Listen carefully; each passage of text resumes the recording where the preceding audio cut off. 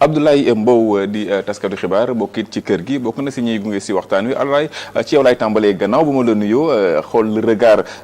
du journaliste si entretien bi ban première lecture nga am ci interview bi. jërëjëf Assane maa ngi lay nuyu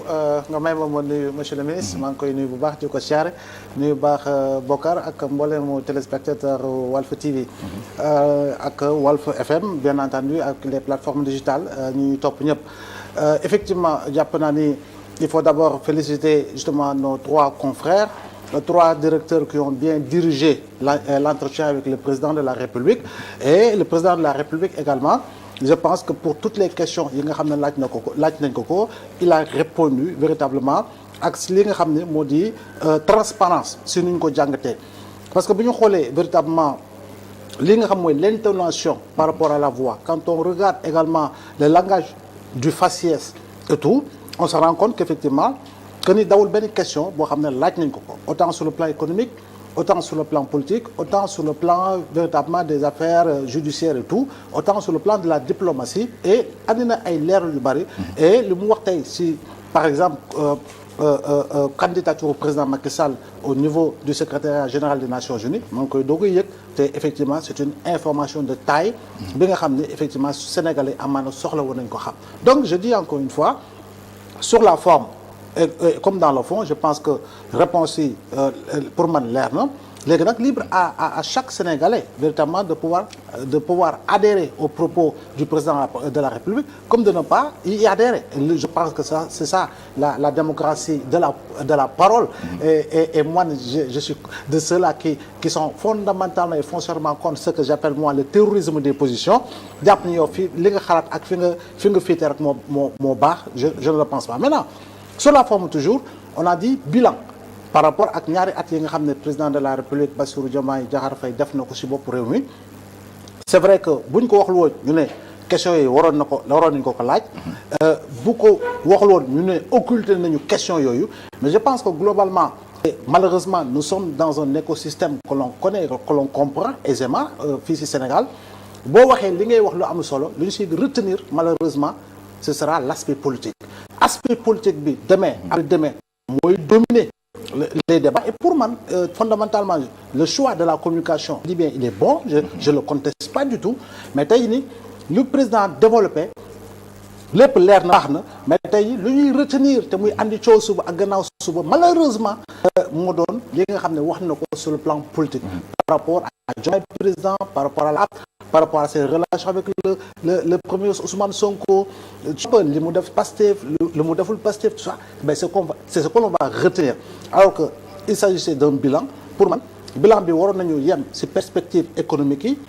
sur le niveau de la dette sur la réduction du déficit parce que daañu si ñëw il y a eu énormément d'efforts qui ont été véritablement faits véritablement par le gouvernement et les différentes administrations te pourtant lu bari ci Sénégalais yëguñu ko wala boog information bi ni mu waroon jàllee pour atteindre les masses jàllul ci sukk bi pour atteindre les masses donc pour man ci question yooyu nag waroon nañ ci mën a yem peut-être que une autre fois un autre jour ñu aborder les questions purement politiques en tout cas par rapport ak li nga xam ne mooy camper le débat sur la forme en attendant de revenir carrément ci li nga xam moo di fond bi. monsieur le ministre suñu desee ba tey ci généralité yu entretien bi fi mu nekk nii rare na ñu gis un président de la République aussi transparent comme dit tout à l'heure Abdoulaye Mbow lii nga doon xaar ci entretien bi. Oui, merci beaucoup. Je suis d'accord avec monsieur Mbow. En fait, vous connaissez pas le président vraiment. Ñun ñi nekk moom nuit et jour qui voyageons avec lui dem à l'étranger gis ko dans des forats internationaux et tout peut-être ñun ñoo ko gën a xam. En réalité, le président c'est quelqu'un qui est sincère et franc. C'est-à-dire moom loo xam ne da koy nëbb c'est quelqu'un qui est très sincère dans tout ce qu'il vous dit. su ko gisee également lii mooy opinion munoo fexe ba mu jaar loo xam du opinion. Le débat je l'ai trouvé de très haute qualité parce que sur les questions de diplomatie il y a une nouvelle doctrine. J'étais avec lui en Chine, j'étais avec lui également au Japon, on est allé avec le Premier ministre en Turquie, ainsi de suite. Donc diplomatie boobu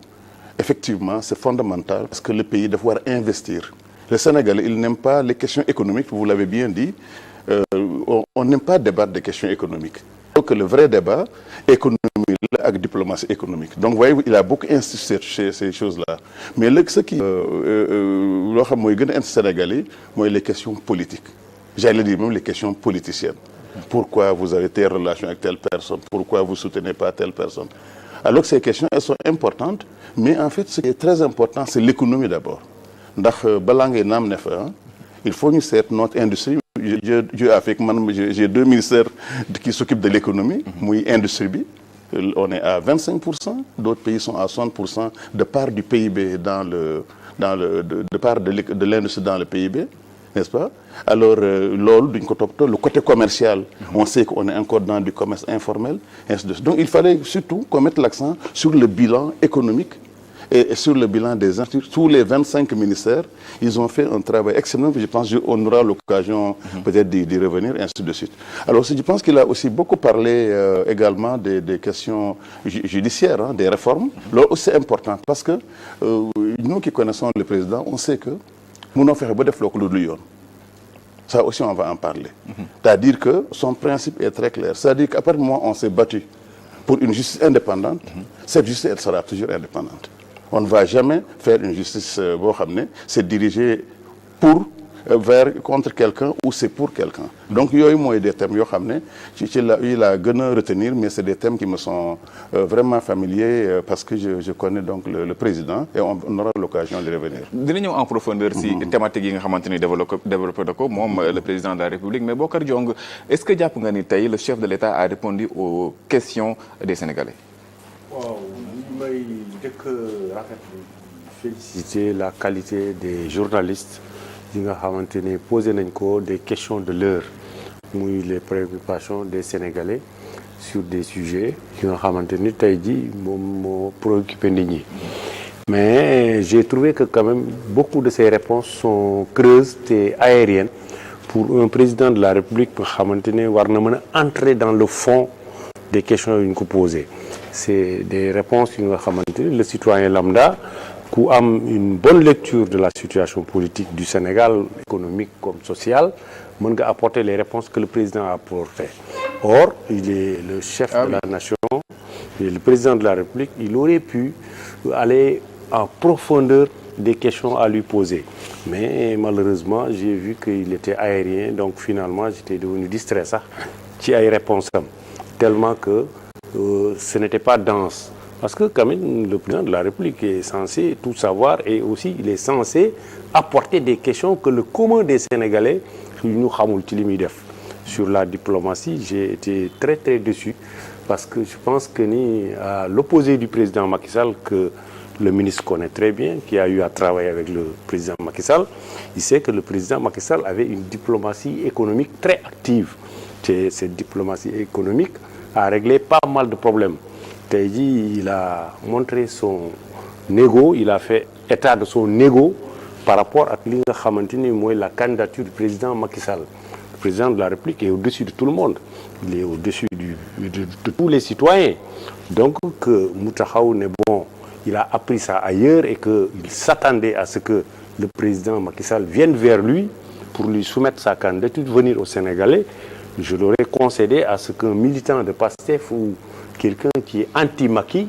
ou ces gens qui sont là et qui n'ont pas d'argument ñu wax loolu ñoom mënoon naa leen ko nangul mais le président de la République doit être au-dessus de la mêlée au-dessus des égos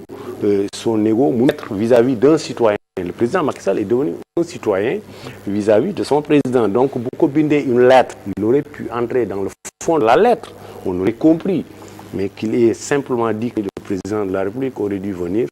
bon je trouve que ça c'est un problème d'ego et que malheureusement c'est dommage on ne s'attendait pas à ça ñu des si diplomatie commencé entretien bi disons le décryptage par rapport